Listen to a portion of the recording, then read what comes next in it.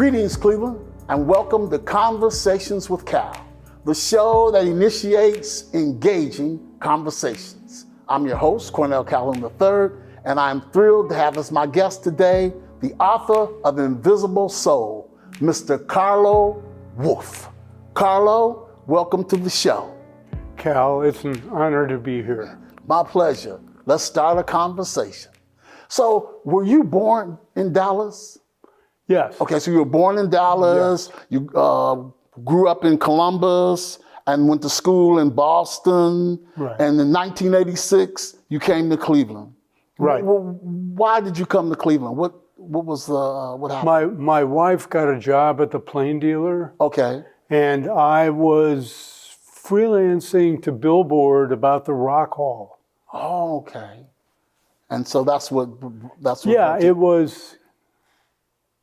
I thought of it as a land of opportunity. A land, okay. The land, yeah, land of opportunity. Right. Talk about your journalistic journey. How did that begin? How did you begin to write? I mean, what spurred you?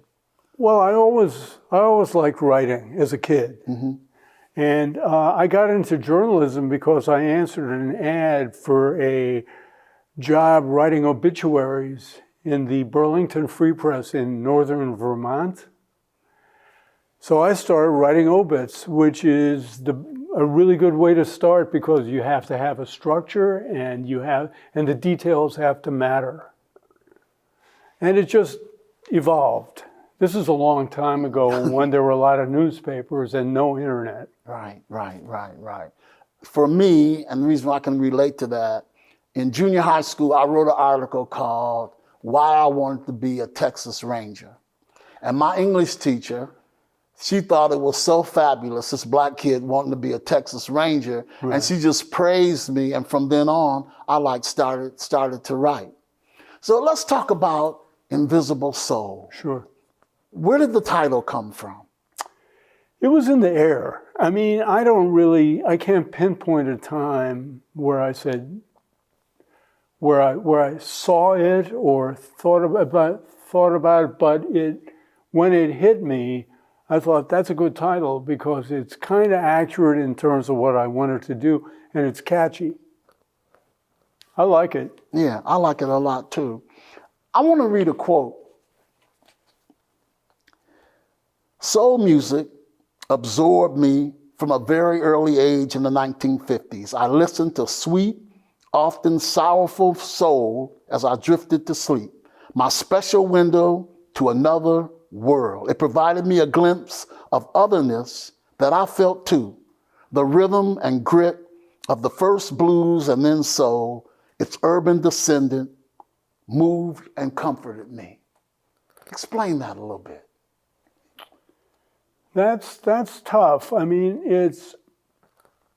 I like the rhythm. It's profound. It feels good, thank you. It feels good.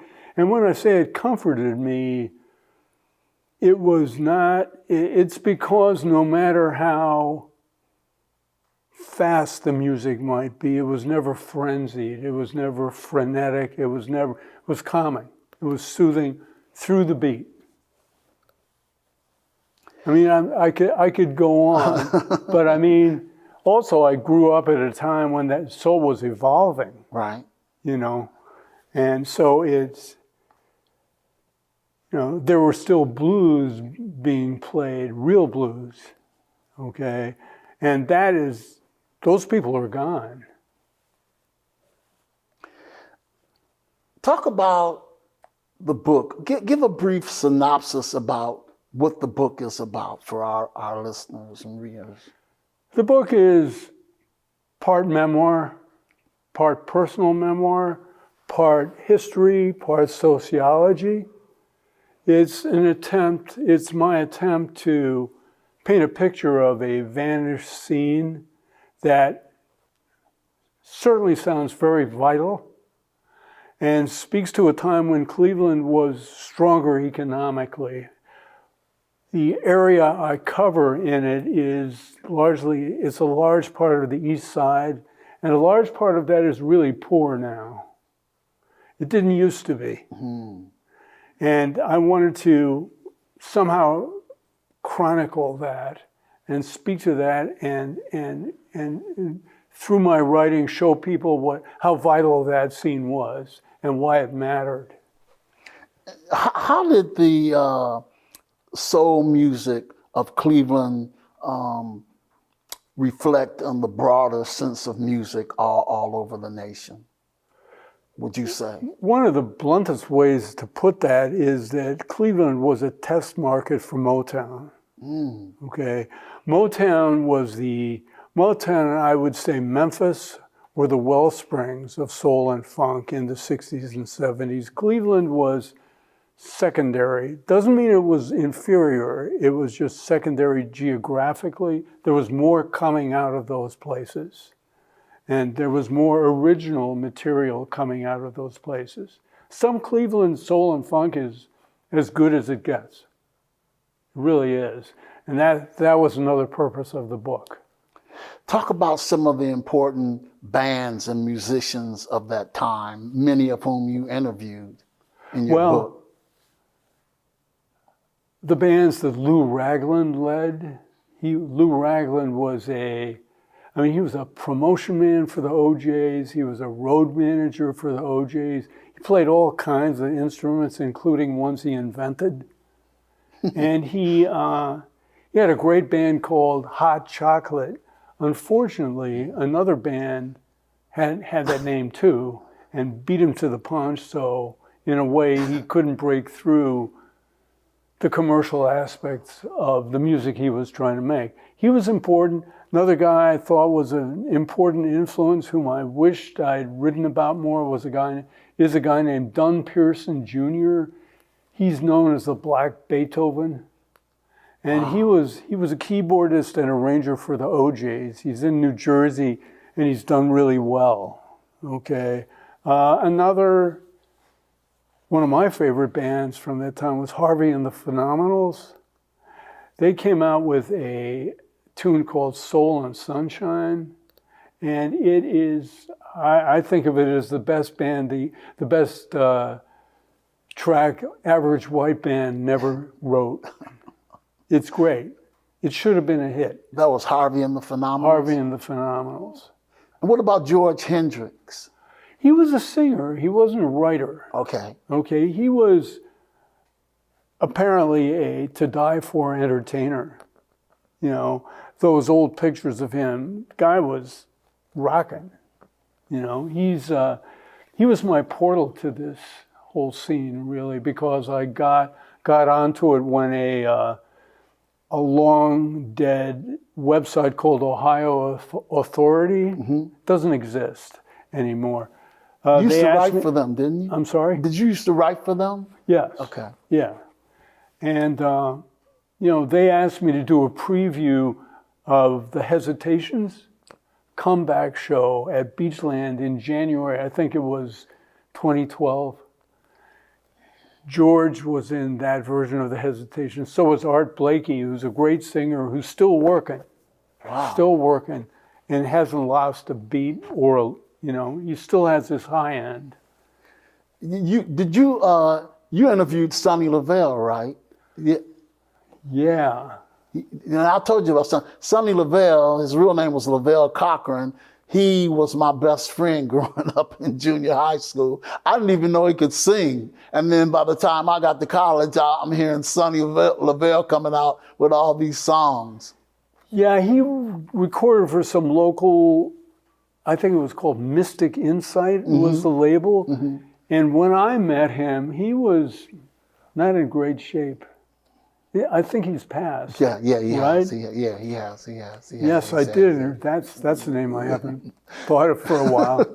Carlo, talk about the 105, the dime and the nickel. What was the diamond? That's your phrase. Yeah, dime and nickel. That was it, the 105, the dime and the nickel, yeah. A couple of people did plays about that, and they, rather than say 105, they just said the dime and the nickel. Okay, it's 105 is like I said, a large part of the East Side. What are its boundaries? St. Clair, 55th. They called it the Gold Coast. Yes, that too. It was commercial. You know, it was an entertainment hotbed, and it was, I think, fashion. It was neighborhoods. It was a neighborhood. It wasn't bombed out like a lot of it is now. I wish I'd seen it. I wish I'd seen it. I tried to conjure it by naming some of the clubs that used to be there, and if you have to imagine it, because there aren't really pictures of it that I could find. Nobody, people don't document history while it's happening. That's so true. I have a clip of a show, and they talk about the 105. It's fictional. It's from the play Blues for Early Autumn. I'm going to show the audience just so they can get that vibe for those who weren't around during that time. Here's a clip from Blues for Early Autumn. It ain't like it was way back when. Back when the 105 was jumping and the block was bumping, cats was stumping and chicks was humping. Now life on the streets is slumping. Remember Red Hat? When the 105 was called the Gold Coast? When everybody who was somebody was doing something at the Red Carpet Lounge, the Sky Bar, the Bossa Nova Lounge, or the Key Club? Remember the Club 100? Master Roland Kirk. He'd be playing that electric guitar, sweet jazz filling the streets, soft buzzing beats, so much jazz, so much pizzazz. The 105 all night long, razzmatazz. Lord have mercy. Folks walking, swaying to the cadence, the rhythm of the street. Then Roland flipped them flirting strings in the mix. Hold on tight to your chick. Just hold on if you're alone. Jip joints all up and down the 105. Folks whistling and bristling to the diamond nickel. The 105. Superfine chicks dancing at the brave new world. Smooth, shapely hips, brown legs, thick thighs, delicate ankles on the short silk skirts. Ladies, ladies, ladies galore. They was dancing, Red Hat. Before you left the ring, folks was shopping and bopping through Woolworths, Kresge's, popping into Fanny Farmers, that deep, dark, delicious, rich, dazzling, thick chocolate. Fanny had you licking your fingers all day long. Catch them double features at the Keep, the Park, or the El Hammer, bowling alleys like the Lucky Strikes. Remember Red Hat? Out on the 105, me and you, doing the do, sticking the stew, laying back, chasing the cat, living but still giving. You wearing that red hat. I'm Cornell Calhoun III, host of Conversations with Cal. Join me as I sit down with fascinating people from all walks of life to dive deep into their stories, passions, and the unique perspectives that they bring. Whether it's political figures, community activists, business owners, or musicians, we explore it all. Real conversations with real people. So grab a seat, get comfy, and join us on this journey of discovery and connection. And don't forget to like, subscribe, and hit that notification button so you never miss an episode of Conversations with Cal. Yeah, the 105, the dime and the nickel. What impact do you want the readers to have on this book, Carlo? Would you like? I'd like there to be more racial understanding from it. What I mean by that is one of my motivations for writing it was that I had written a lot about music over the years, including about Cleveland in my book, Cleveland Rock and Roll Memories. Mm-hmm. And I'm proud of that book. It did well, it's doing fine, and it's a snapshot of a period, but it was mainstream, by which I mean it was largely white. And I knew after it came out that there were other stories to tell. So my motivation was to tell at least some of the stories of another culture, of a different culture, a culture that really didn't cross over very much. Talk about the interview process, because you interviewed so many musicians and singers for the book. How did that go? It varied. I mean, some people were very eager to talk, you know, like in the sense that I felt occasionally there would be somebody who would say, finally, somebody to tell this. Others were really guarded, you know. Some, I'm sure, felt that I was out to kind of plunder them, you know, and not pay them. Some wanted money. I didn't pay for anything. I wouldn't do that. Right, right. The interview process it got easier. It got easier. I mean, George Hendricks was instrumental in connecting me with a bunch of scenes. So that helped a lot. And I got to feel like a part of their lives for a while. That hasn't necessarily lasted. I'm still friends with some people whom I met through this process, and I'm really grateful for that. Were there any surprises that you got from the interview, or shocks on something that really, you know, set you back that you wouldn't expect? Well, a lot of the stories they told me sort of pivoted on music, but led to other things. So one of the motifs of the book, you could say, is the undercurrent of the riots. A lot of people talked about the riots. Right. Okay, because the riots changed this place permanently. Right. Okay, and they sort of signaled the death of 105. So that was unexpected. Being an outsider, I wasn't aware of that. I don't feel that personally. Okay? I mean, in a way, you could say my book is nostalgia for a place I never was, which is another reason to call it Invisible Soul. Yeah, that makes sense. Are you happy with the outcome of the book? More than I thought I would be. What I mean by that is, it was the day it was printed, I and Jamie from Act 3 drove down to Akron where it was printed to pick it up. I held the book and I said, oh my God, it's a book, you know? And then what I really didn't know was the technological sophistication of the book. There are QR codes in the book.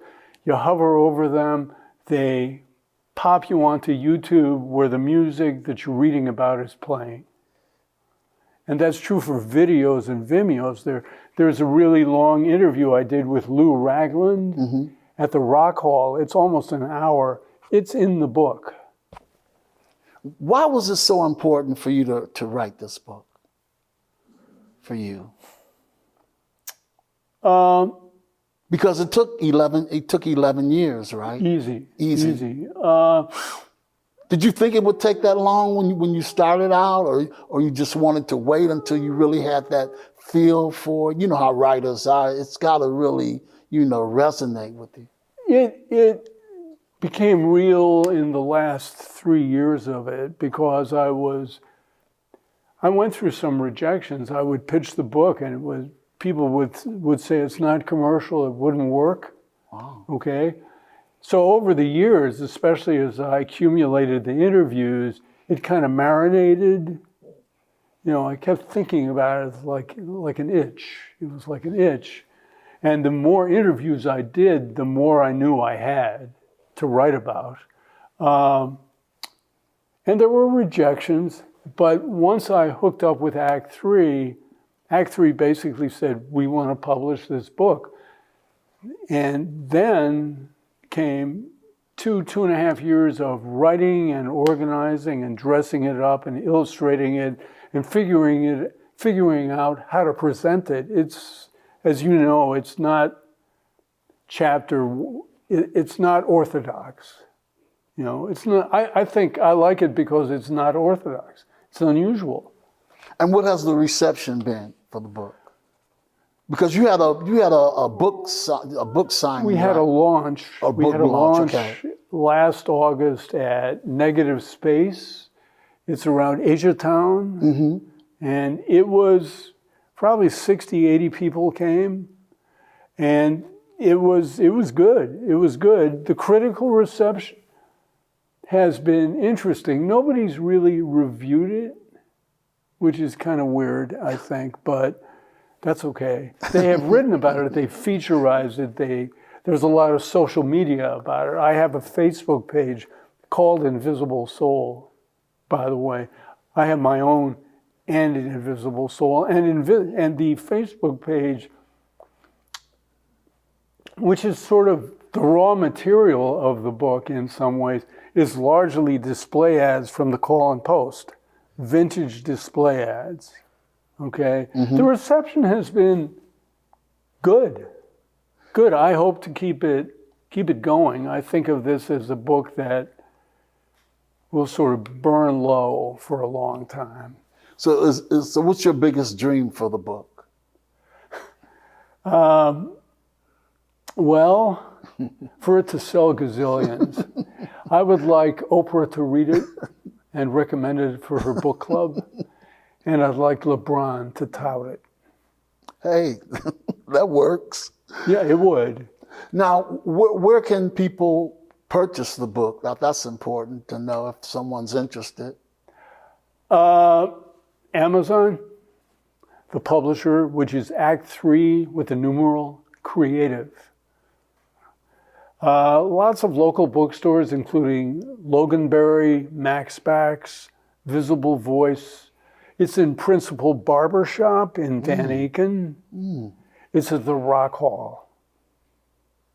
I'm sure I left some out. There's a place called Funktini in Hingetown, Funktini Land. Have you heard of that? Yeah, I have. Okay, it's there. Tell me a story from the book, from the interviews. Tell me something that you would tell till the day you. Negative or positive? Positive. Anything that, strikes me. Well, I look back on what I could think of as the first session for the book in some ways, and this is before it really occurred to me to write a book about it. When I did that preview for the Hesitation show for Ohio Authority, George invited me to his house in Bedford to a rehearsal of the Hesitations in his basement, which is pretty nice. I didn't know this guy. So I went there with my daughter, she was like 17 or 18 at the time, and a photographer. And one of her pictures is in the book. So that felt really good. That's a positive story. Did you interview anyone from the OJs? Bobby Massey. Okay. Yes, who was very good, very interesting. He's the guy who stayed behind. Do you know the story? No, tell me. Well, in the early 70s, I hope I get this right, the OJs were doing fine, and they were, some of them were considering going with Philadelphia International, Gamble and Huff's label in Philadelphia, a big label, had Teddy Pendergrass. If I'm not mistaken, I think Backstabbers came out in the 70s. That was a really big hit for them. The OJs went with Philly International, but Bobby stayed behind because he didn't want to surrender his songwriting power to Philadelphia International, which, as far as I can understand, was one of the conditions of the signing. Okay. I wish I would have liked to interview Eddie Levert. I just never happened. No. So what's next for you, Carlo? What are you working on? What can we expect from you? Well, I don't have a book in mind. I mean, one of the things that happened to me at the end of this last June when it came out, I was very happy. It was terrific. The publicity machine started going. We did I'm doing 2 library talks in August, one in Garfield Heights, one in South Euclid. Okay.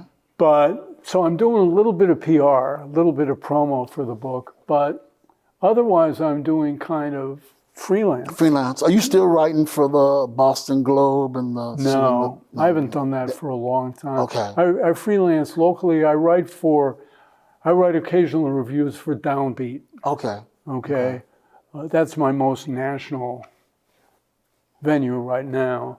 But I write for the Cleveland Institute of Art.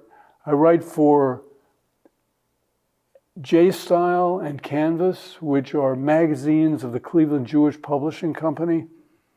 And that's pretty much it right now. It's okay. That's okay. That book, Invisible Soul, about a month after it was out, I realized I was tired. It's a lot of work to put this together. To put it together. And I got to credit the publisher. I mean, the layout, the look, the feel, the cover, and the technology were really theirs. Yeah, you did a great job. And they were good. I really enjoyed the book.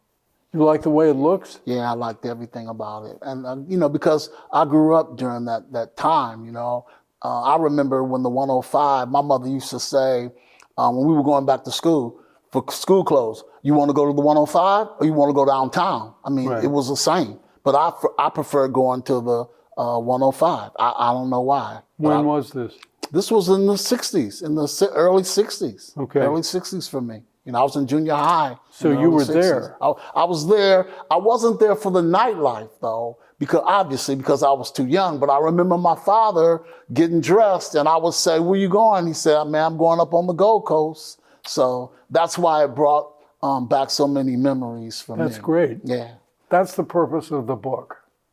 Okay, and I kind of wonder what happens when those memories die out. Yeah. And that's one thing I wanted to preserve. Yeah, that's a great thing because a lot of people, they don't realize what the 105 was. And that's Right. why I included it in my film, because it still resonates with me. Right. Thanks for being on the show, man. It's been a blast. Thanks for having me. And continued success with that Invisible Soul. I hope we talk again. Okay. Thanks a lot. Sure. And thanks to all of you, Cleveland, for tuning in. I'm Cornell Calhoun III for TV20 and Conversations with Cal. And remember, if you don't like what's being said, change the conversation.